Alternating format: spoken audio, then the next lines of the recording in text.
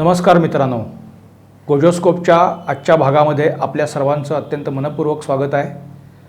सर्वप्रथम आपल्याला दिवाळीच्या मनपूर्वक शुभेच्छा आहेत। आगामी वर्ष आपल्याला सुखसमृद्धी आणि आनंदाचं जावो।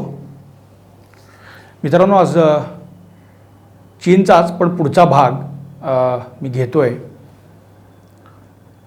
चीनच्या कम्युनिस्ट पार्टीमध्ये सध्या मोठी अस्वस्थता आहे, तर त्या अस्वस्थतेविषयी मला सांगणं जरा आवश्यक वाटते, कारण आपल्या सीमा भागात सुरू असलेला चीनचा विस्तारवाद असेल किंवा पश्चिम आशिया किंवा अमेरिकेबरोबरचा संघर्ष असेल किंवा आता अगदी आपण बघतोय तर पुन्हा एकदा दक्षिण चीनच्या समुद्रामध्ये चीन, जपान, अमेरिका असा एक संघर्ष आणि आग्नेय आशियाई देश अशा संघर्षाच्या हळूहळू ठिणग्या परत उडायला लागलेल्या आहेत।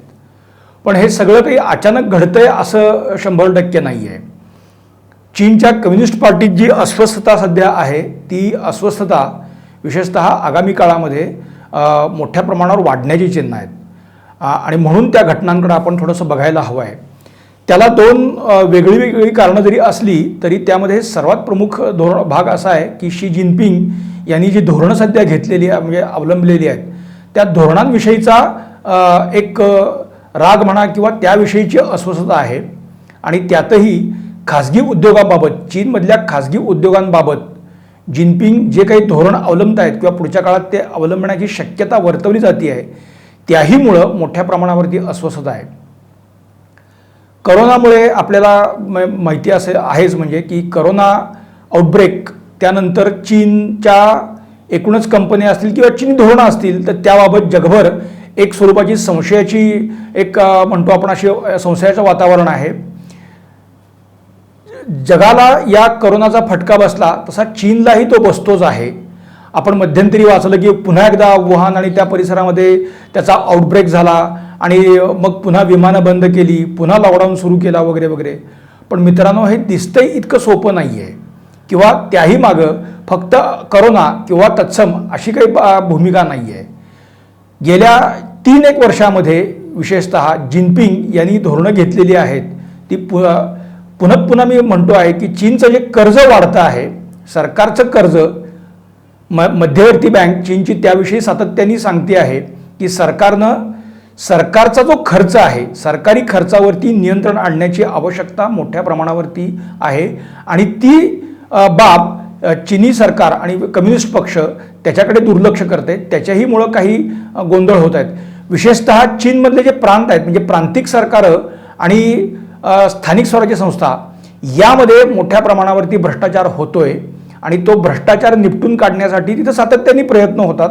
ते काही जिनपिंग यांच्या काळात होतंय असं नाही।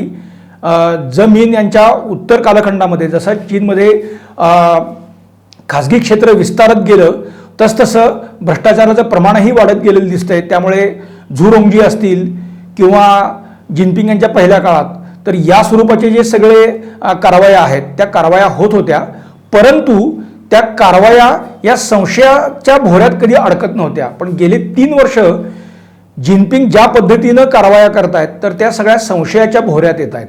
विशेषतः जिनपिंग यांचे जे विरोधक आहेत त्यांच्यावर या कारवाया होत आहेत आणि त्याच्यामुळे एक अनरेस्ट मोठ्या प्रमाणावरती आहे। कम्युनिस्ट पक्ष हा जरी एकसंध वाटला तरी तसा तो एकसंध नाही। बीजिंगमधला गट वेगळा आहे, शांघायचा गट वेगळा आहे, नानजिंगचा गट वेगळा आहे। असे म्हणजे तेथे शहरं आणि प्रांतांचे गट हे विशेषतः मोठ्या प्रमाणावरती तिथे आहेत, तिथेही गटबाजी आहेच। आणि या सगळ्यात कम्युनिस्ट पक्षावरती दीर्घकाळ शांघाय गटाचं वर्चस्व म्हणजे शांघाय आणि त्या परिसरातले जे नेते आहेत त्यांचं वर्चस्व अगदी चीनी सरकारवर सुद्धा राहत होतं। तर त्याला छेद देणारे पहिले नेते म्हणून जिनपिंग यांच्याकडे बघितलं जातं ते हैनान प्रांतातले आहेत, म्हणजे ग्वांगझाऊ, हाँगझाऊ वगैरे ही जी शहरं आपण बघतो आहे। आपल्याला अलिबाबा हा उद्योग समूह माहिती आहे, जॅक मा विशेषतः आपल्याला माहिती आहे। तर ते ज्या गावचे ते हाँगझाऊ हे गाव आणि अलिबाबाचं सगळं मुख्यालय तिथं आहे आणि शी जिनपिंग हे हाँगझाऊचेच आहेत। पक्षामध्ये त्या काय म्हणजे हनान वॉरियर्स असा एक नवीन गट आला आणि त्यांनी या शांघाय गटाला मोठ्या प्रमाणावरती शह दिला आणि जिनपिंग यांची कम्युनिस्ट पार्टीच्या सरचिटणीसपदी निवड झाली आणि जिनपिंग सर्वेसर्वा बनलेत।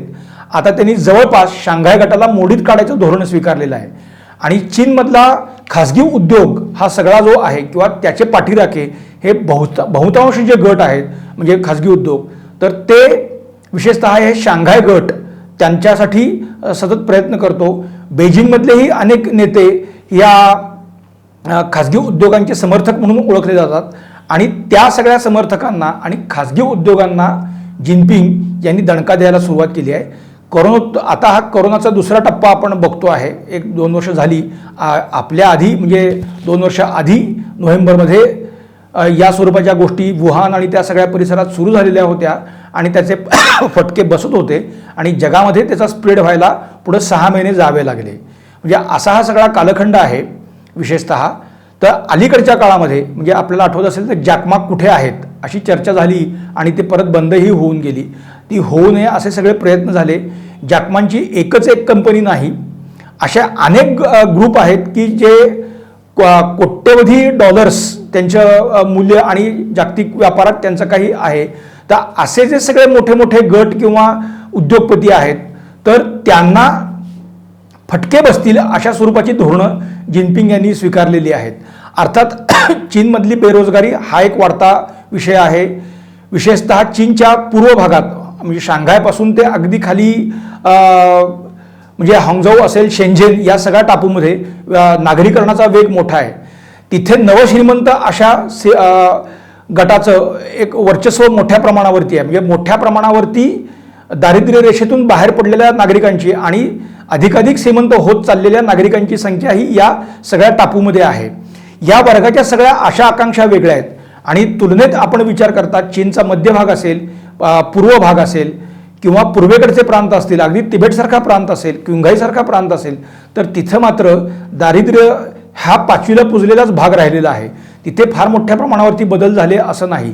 त्यामुळे खेड्यांकडून शहरांकडे होणारं स्थलांतर हा तिथला सगळ्यात मोठा भाग आहे आणि शहरं इतक्या मोठ्या प्रमाणावर विस्तारत आहेत की त्या शहरांचं व्यवस्थापन हे स्थानिक स्वराज्य संस्था, प्रांतिक सरकार आणि मध्यवर्ती सरकार या सर्वांची सगळ्यात मोठी अशी डोकेदुखी झालेली आहे. शहरांमध्ये येणाऱ्या नागरिकांवरती कितीही निर्बंध घातले तरी आत्ता आहे त्यांचं काय करायचं असाही मुळात प्रश्न आहे. त्यामुळे शिक्षण घेतलेल्यांची संख्या जशी वाढती आहे आणि विशेषतः ते पार्टीशी संलग्न नाही आहेत परंतु त्यांच्या आशा आकांक्षा विस्तारलेल्या आहेत. फक्त चीन असं नाही तर जगभरात त्यांना आता सैर करायची आहे आणि त्यांना जगाशी जोडलं जाणं हा जो भाग आहे. त्यामुळे पार्टीचं धोरण वेगळं आणि या नवश्रीमंत असलेल्या किंवा तरुण वर्गाच्या आशा आकांक्षा वेगळ्या, अशा एका वेगळ्या स्थित्यंतरामध्ये सध्या चीन आहे. आणि चीनचं मध्यवर्ती सरकारचं जे कर्ज आहे किंवा कर्जाचं प्रमाण कमी करण्याबरोबरच सरकारचं उत्पन्न वाढीसाठी, कारण सरकारी मालकीच्या कंपन्या या तिथे मोठ्या प्रमाणावरती मार खात आहेत. खाजगी क्षेत्र ज्या प्रमाणात विस्तारते त्या प्रमाणात सरकारी ज्या कंपन्या आहेत तर त्यांचा तेवढा विस्तार आता होत नाही किंबहुना त्या आर्थिक डबघाईला येत आहेत. तर या सरकारी कंपन्यांना बळकट करण्यासाठी जिनपिंग यांनी प्रयत्न केलेले आहेत किंवा ते पुढच्या काळातही होणार आहेत. आत्ता एक चित्र असं दिसतं आहे की जिनपिंग यांनी कॉमन प्रॉस्पेरिटी असा एक धोरण सध्या आणलेलं आहे. त्याच्याविषयी चीनमध्येही जोरदार चर्चा सुरू आहे. परंतु ते धोरण आपण जर लक्षात घेतलं तर अतिश्रीमंतांची संपत्ती, ज्याला मार्क्स वरकड मूल्य कमाई किंवा मूल्य म्हणतो, तर ते वरकड मूल्य हे समाजातल्या गरिबांसाठी वापरायचं आणि गरिबांना रोजगार देतानाच त्यांना त्यांची आर्थिक उन्नती साधायची. आर्थिक टप्प्यावरती जे निम्न मध्यम वर्ग आहे तर त्यांना उच्च मध्यम वर्गापर्यंत आणायचं, अशा स्वरूपाची धोरणं आपण राबवण्यावर भर दिला पाहिजे असं जिनपिंग यांनी सांगितलंय.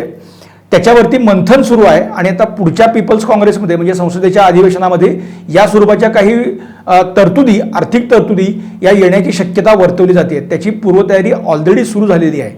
त्यातला एक भाग असा आहे की ज्या मोठ्या कंपन्या किंवा श्रीमंत अतिश्रीमंतांवरती मोठ्या प्रमाणावरती कर बसवले जाणार का किंवा कराचं स्वरूप कसं राहणार याच्याविषयी एक वाढती अस्वस्थता आहे. आणि अर्थात पक्ष चालवण्यासाठी पैसा लागतो आणि तो पैसा देणारा वर्ग हाच असल्यामुळे या वर्गाचे जे पक्षातले समर्थक आहेत त्यांची मात्र दुसरीकडे मोठ्या प्रमाणावरती कोंडी होती आहे. कम्युनिस्ट पार्टीचं एक वैशिष्ट्य राहिलेलं आहे की अध्यक्ष कुणीही असेल तरी पक्षाचा आणखी एक कॉकस आहे, म्हणजे पॉलिट ब्युरो हा अंतिम आहे, परंतु या पॉलिट ब्युरोला मार्गदर्शनासाठी सुद्धा एक वेगळी रचना आहे.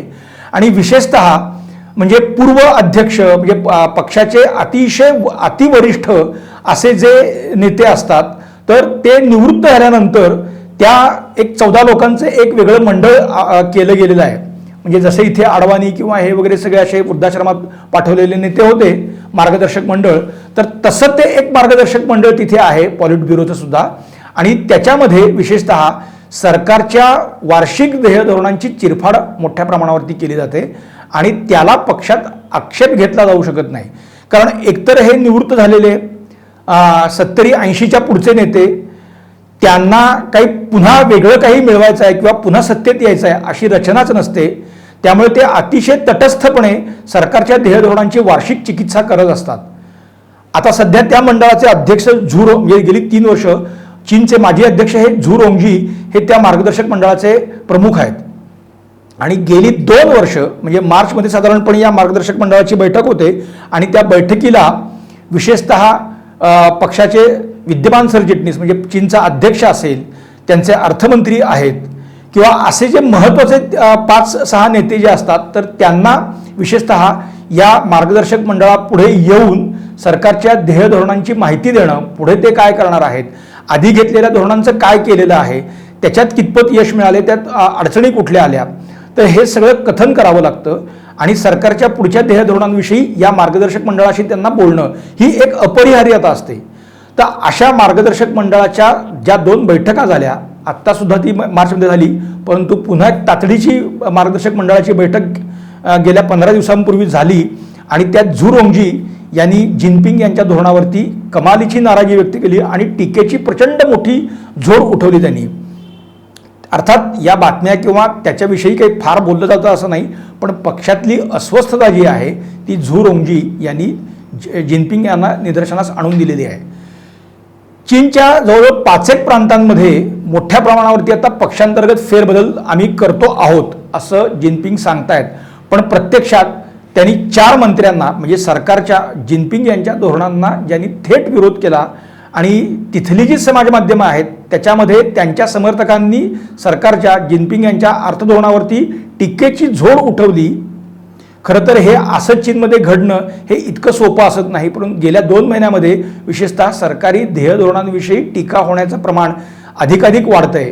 आणि हे सगळं करणारे हे प्रांतिक सरकारातले काही म्हणजे 3 प्रांतांचे अर्थमंत्री आहेत त्याच्यामध्ये. तर या सगळ्यांना आम्ही आता पुन्हा एकदा रिक्रिएशन कॅम्पमध्ये आम्ही पाठवून त्यांना आम्ही आमच्या धोरणांची माहिती देणार आहोत असं सांगितलं गेलं, पण प्रत्यक्षात त्यांची कोठडीत रवानगी केली गेलेली आहे. त्याशिवाय जवळजवळ 100 ते 150च्या वर हे प्रांतिक सरकारातले मंत्री असतील किंवा पदाधिकारी असतील, तर त्यांना सुद्धा असं तडकाफडकी तुरुंगात डांबलं गेलेलं आहे. त्यामुळे पुन्हा एकदा दडपशाहीचं वातावरण जिनपिंग हे निर्माण करू पाहत आहेत. अर्थात चीनच्या लष्कराची सूत्र ही जिनपिंग यांच्या हातात असल्यामुळे तो एक राखीव फोर्स त्यांच्या हातात आहे. पण असं जरी असलं तरी जिनपिंग यांच्या धोरणांविषयी तिथल्या पक्षाच्या वरिष्ठांमध्ये नाराजी वाढती आहे. खासगी क्षेत्राचा दबाव याच्यावरचा वाढतो आहे. हा दबाव जिनपिंग कितपत करू शकतात हे बघणं आवश्यक आहे. परंतु ज्या गतीनं त्यांच्याविषयीची नाराजी वाढती आहे आणि केंद्रापासून ते अगदी स्थानिक स्वराज्य संस्थांपर्यंत त्यांच्याविषयीची नाराजी आता वेगवेगळ्या पद्धतीने व्यक्त होती आहे. त्यामुळे पुढच्या साधारणपणे 6 ते 8 महिन्यात पुढच्या पीपल्स काँग्रेसच्या आधी एकतर मोठ्या प्रमाणावरती पॉलिट ब्युरोसह फेरबदल करण्याची भूमिका जिनपिंग घेतील. अर्थात अशी घेत असताना सुद्धा शांघाय गट त्यामध्ये नक्की आढावा येणार. बीजिंगमधलेही खासगी उद्योगांचे समर्थक जिनपिंग यांच्यापुढे प्रश्न निर्माण करणार आहेत आणि देशातली ही अनरेस्टची भूमिका आहे ती कमी करण्यासाठी किंवा आलबेल आहे हे दाखवण्यासाठी पुन्हा एकदा दडपशाहीचा वरवंटा त्यांना चालवावा लागणार आहे. त्याचे रिपरकशन्स आपल्याला हाँगकाँगमध्ये सुद्धा बघायला मिळत आहेत. हाँगकाँगमध्ये व्यापक स्वायत्ततेची मागणी होती आहे आणि आश्चर्याची बाब म्हणजे तिथल्या या व्यापक स्वायत्ततेची मागणी करणाऱ्या गटांना आता मुख्य भूमीतल्या कम्युनिस्ट पक्षाच्या काही नेत्यांचं समर्थन मिळतं आहे. असं एक चित्र जे अतिशय धुसर आहे, परंतु ते पुढे येतं आहे. त्यामुळे हाँगकाँगचा सुद्धा दबाव गट म्हणून वापर पक्षांतर्गत विरोधक जिनपिंग यांच्या विरोधात करता आहेत का, अशीही शंका जिनपिंग आणि त्यांच्या समर्थकांना येते आहे. त्यामुळे पुढच्या काळात कम्युनिस्ट पार्टीतला संघर्ष हा अधिकाधिक तीव्र होत जाणार आहे आणि तो जर कडेलोटाच्या भूमिकेपर्यंत आला तर कदाचित जिनपिंग यांना सत्तेवरून हटवलंही जाऊ शकतं. इथंपर्यंत हा रोष येऊन ठेपेल असं सध्याचं चित्र आहे. ड्रॅगनची ही अस्वस्थता तिथल्या अर्थकारणाला अतिशय धक्के देणारी ठरती आहे. कारण आत्ता एकतर एकीकडे जागतिक मंदी सदृश्य वातावरण आहे. चीनची जी निर्यात आहे ते निर्यातीचं प्रमाण सुद्धा गेल्या 6 महिन्यामध्ये अतिशय कमी झालेलं आहे. एक आकडेवारी चीनच्या मध्यवर्ती बँकेने मध्यंतरी प्रसारित केली. एक धक्कादायक बाब मला त्यात अशी दिसून आली, म्हणजे भारत आणि चीनचा परस्पर व्यापार हा 100 अब्ज डॉलरच्या पुढे गेलेला आहे. परंतु गेल्या 6 महिन्यामध्ये एप्रिल ते सप्टेंबर या काळामध्ये भारतातून चीनला होणाऱ्या निर्यातीचं प्रमाण 75% वाढलं आहे. तर त्याच काळामध्ये चीनकडून भारताला होणाऱ्या निर्यातीचं प्रमाण मात्र लक्षणीयरित्या म्हणजे जे आधी 85% होतं ते आता घटून 75%वर आलेलं आहे. 10% घट ही जरी वाटली तरी सुद्धा पुढच्या काळात ती घट आणखी वाढेल असा इशारा मध्यवर्ती बँकेनं चीनच्या अर्थमंत्रालयाला दिलेला आहे. त्यामुळे चीन भारताविरुद्ध जे काही आत्ता स्टेप्स उचलतंय त्याच्यामागं हाही एक मोठा घटक आपल्याला लक्षात घ्यावा लागेल. चीनची घसरण, आर्थिक घसरण ही फक्त भारत एवढ्यापुरती नाही. जपाननं तिथून गुंतवणूक मागे घेतलेली आहे. जपानबरोबरचा त्यांचा व्यापारही फारसा वाढत नाही आहे. दुसरीकडे कोरिया तो सुद्धा एक आता संघर्षाचा बिंदू, तैवानबरोबर त्यांचे वाद सुरू आहेतच. आणि क्वाडच्या निमित्ताने विशेषतः अमेरिका जी नाकेबंदी करू पाहते आहे त्याच्याहीमुळे पुढच्या वर्षभरात चीनच्या अर्थव्यवस्थेसमोर मोठे आव्हान उभं राहणार आहे. मध्यवर्ती बँकेने दिलेल्या इशाऱ्यात आणखी एक भाग होता की चीनमधलं औद्योगिक उत्पादन जे आहे तर ते 3.5% 6 महिन्यात, केवळ 6 महिन्यात म्हणजे पहिल्या 6माहीत आर्थिक वर्षाच्या हे 3.5% घटलंय. आणि विजेची समस्या तिथं मोठ्या प्रमाणावरती आता असल्यामुळे हे प्रमाण 7% जाऊ शकेल असा इशारा दिलेला आहे. त्यामुळे चीनची अर्थव्यवस्था दोलायमान ही पुढच्या वर्षभरात आणखी दोलायमान होईल. अर्थात ती कोसळेल वगैरे असा काही माझा दावा नाही किंवा असं म्हणणं नाही, परंतु आर्थिक आव्हानं अधिक खडतर होत आहेत. दुसरीकडे खासगी क्षेत्र जे चीनमधलं जे आहे तर ते सरकारवरती दबाव आणतंय. पक्षांतर्गत अनरेस्ट अशा 3-4 आघाड्यांवरती जिनपिंग यांना सध्या लढावं लागतंय. आणि दुसरीकडे त्यांचे समर्थकांची संख्या कमी होत चाललेली आहे. त्यामुळे पुढच्या काळात दडपशाहीच्या निमित्ताने ते काय करतील याकडे सर्वांना लक्ष ठेवावं लागेल.